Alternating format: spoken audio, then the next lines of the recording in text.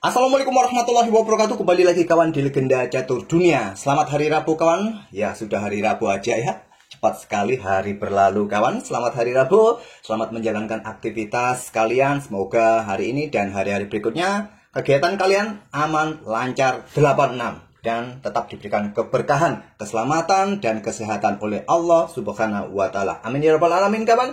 Biasa kita hari Rabu mengulas Title Tuesday, terutama dari permainannya Magnus Carlsen, Josh Pem, Hans Niemann, Hikaru Nakamura. Tentu pemain-pemain inilah yang kalian tunggu-tunggu kawan. Nah, di Title Tuesday edisi tadi malam atau tadi subuh kawan, Magnus bermain di dua sesi. Di sesi awal Magnus Carlsen menang kawan. Magnus memenangkan sesi awal, tentu mendapatkan hadiah $1.000 ya. Lumayan besar sekali untuk kita. Memperoleh 9 kali menang dan 2 kali remis kawan, tak terkalahkan Magnus Carlsen di sesi pertama. Tapi di sesi kedua Magnus sempat mengalami 2 kali kekalahan, menempati posisi ke-7. Sempat kalah pada game keempat dan pada game ke-6. Nah, game ke-6 ini Magnus cenderung meremehkan lawannya. Dia memilih pembukaan yang aneh. Nanti kita akan ulas gamenya. Dan dibalas juga oleh lawannya kawan. Magnus terlihat meremehkan lawannya, dan lawannya juga nggak gentar. Ganti, memilih pembukaan, mengcopy paste langkah Magnus Carlsen. Nah, untuk sesi kedua tadi subuh dimenangkan oleh Javokir Sindarov bersama Hans Niemann dengan perolehan poin yang sama, 9,5 poin. Cuma bedanya kalah tie breaks, Hans Niemann head to head kalah kawan. Hans Niemann ini sempat kalah oleh Javokir Sindarov hanya 17 langkah saja kawan. Saat dia melangkah kuda C4 blunder, maksud saya melangkah raja ke H2 blunder dan kuda C4-nya disikat oleh gajah Javokir Sindarov. Cukup lucu, nanti akan saya buat video shotnya tatkala momen Hans Niemann ini blunder kawan, kaget ya. Saya tadi sempat capture video live streaming dari Hans Niemann. Oke, terlebih dahulu permainannya Magnus Carlsen kawan di sesi kedua pada game ke-6 menghadapi seorang international master asal Georgia. Magnus pegang putih dan Magnus sepertinya meremehkan lawannya kawan. Dia memilih kuda H3 sebagai langkah pertamanya. Amar opening. Kalau dilihat dari Eko ataupun ensiklopedia caturnya, Amar opening, kuda H3. Apa balasan lawannya kawan? Apa kira-kira? Merasa diremehkan oleh Magnus kawan. Dia balas Magnus dengan kuda A6. Nggak tahu, admin belum lihat apakah dia live streaming di tik Magnus Carlsen. Nggak tahu respon atau mimik wajah Magnus Carlsen saat direspon oleh lawannya kuda A6. Nanti coba admin cek ya. Mungkin cukup menarik buat video shot. Nah, Magnus mainkan dengan pion E4, pion D5, balasan yang kuat menurut engine, ataupun cukup dengan pion D6, tapi dengan pion C6 di sini. Kemudian Magnus dengan pion D4 tentu kontrol petak pusat secepat mungkin. Baru sekarang pion D5. Nah, pion E pukul pion D5. Tidak ambil balik, tapi gajah langsung meluncur kawan untuk merusak struktur pion. Dan Magnus membuat langkah pengorbanan kudanya. Dia melanjutkan pion pukul pion C6. Ini langkah bagus. Membuat gambit kuda Magnus Carlsen luar biasa. Meremehkan lawannya. Betul-betul meremehkan lawannya. Tentu kalau kalian ambil gajah di sini kawan, Menteri hitam ambil pion yang di sini. Tapi memang ini langkah engine kawan dari pengorbanan kuda tadi. Gajah tarik mundur ke E6, lanjutkan. Magnus bisa saja melanjutkan di sini kawan, ataupun juga di sini gajah B5.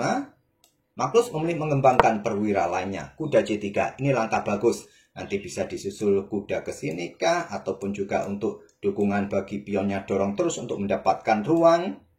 Kuda C7, langkah bagus, perkuat petak D5-nya atau petak B5-nya. Pion C pukul pion B7, benteng B8. Magnus keluarkan menteri untuk jaga pionnya kawan. Nah, kuda F6 melanjutkan pengembangan. Langkah kuat juga buat hitam, ataupun menteri ini keluar ke petak D7. Memilih gajah serang menteri. Kuda caplok. Menteri ambil balik menantang pertukaran. Jual beli menteri di langkah ke-10. Ambil balik, gajah keluar B5 cek.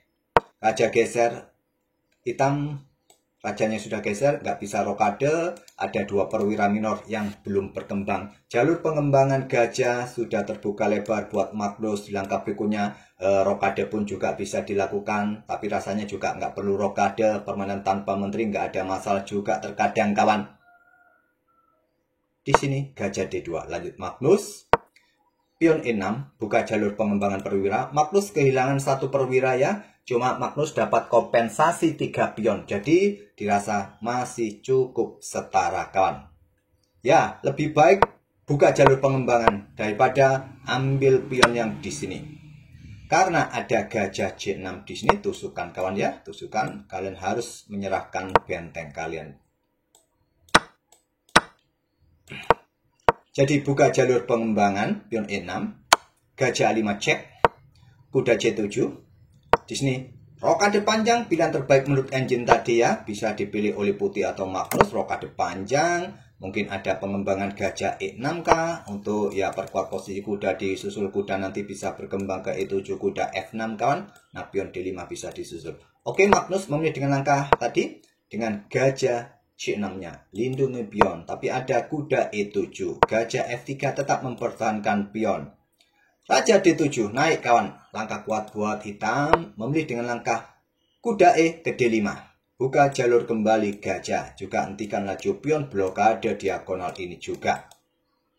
Pion A3 terlebih dahulu menurut engine, tapi memilih dengan pion C4, ada gajah B4 cek, pertukaran terpaksa, ambil balik oleh kuda. Raja naik ke D2, lanjut Magnus. Raja hitam naik ke D7, koneksikan 2 benteng sesegera mungkin untuk menuju pusat dalam persiapan pertarungan endgame. Pion A3, kuda C6. Ya, tujuan tadi untuk antisipasi serangan macam ini ya. Juga untuk blokade kawan, pion siap diambil. Tapi ada pion B4 lanjut Magnus. Sepertinya nggak kuat kawan. Ya, ditunjukkan engine nggak kuat. Raja C3 yang lebih kuat. Nanti benteng ambil pion yang di sini bisa disusul, baru sekarang pion B4. Oke, langsung dengan pion B4. Kuda caplok pion D4.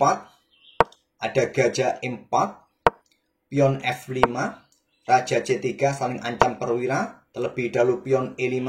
Backup kuda kawan. Ada gajah D3 mundur. Dan sekarang kuda C lompat ke peta E6. Terkoneksi dengan saudaranya di sini. Ada benteng AD1, raja geser ke C7. Ya, kenapa nggak dicaplok saja ya? Kenapa nggak dicaplok?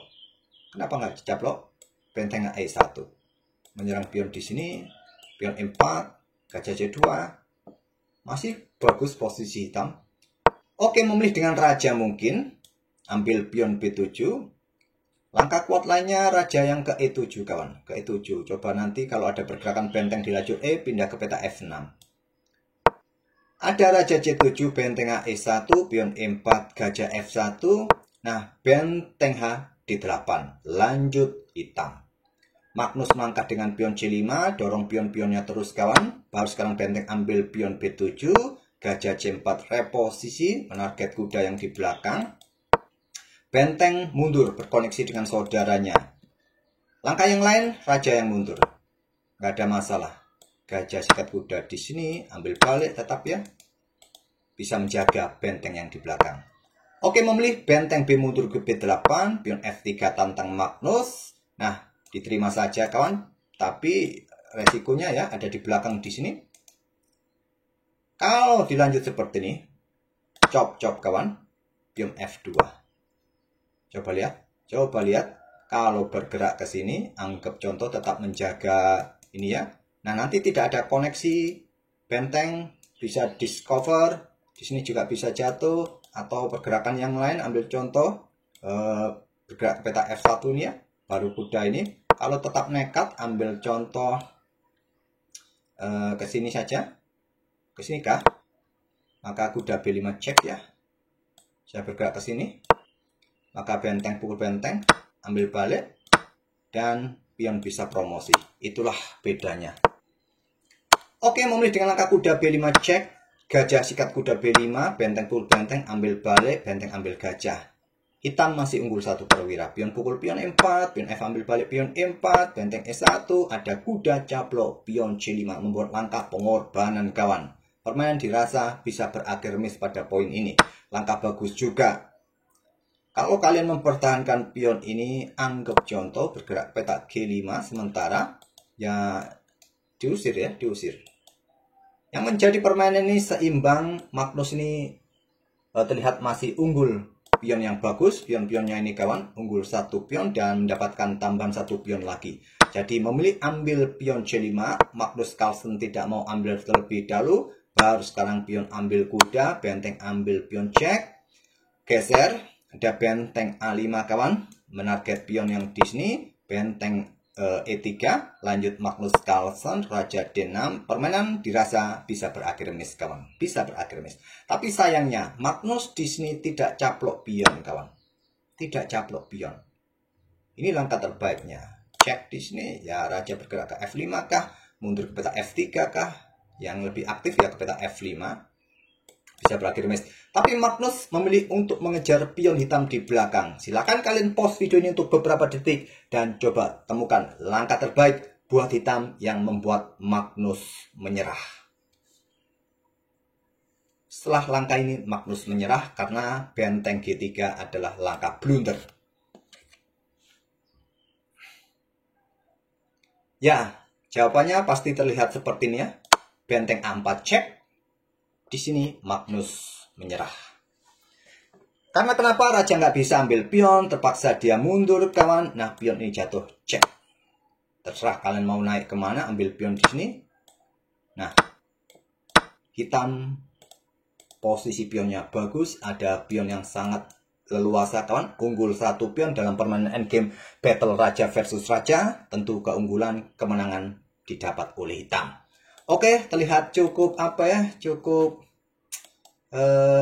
di awal pembukaan ini cukup meremehkan pembukaan Magnus, dan hitam juga tidak mau kalah untuk diremehkan kawan. Balas langkah Magnus Carlsen dengan copy paste, walaupun tidak simetrikal ya, di sisi Raja dan di sisi Menteri. Oke, semoga bisa menghibur kalian kawan, dan insya Allah nanti sore kita akan ulas permainan Hans Niemann ya. Ada satu partai yang cukup menarik kawan, permainan Hans Niemann yang menang di posisi kedua di title Tuesday kedua. Ada langkah blunder yang cukup lucu.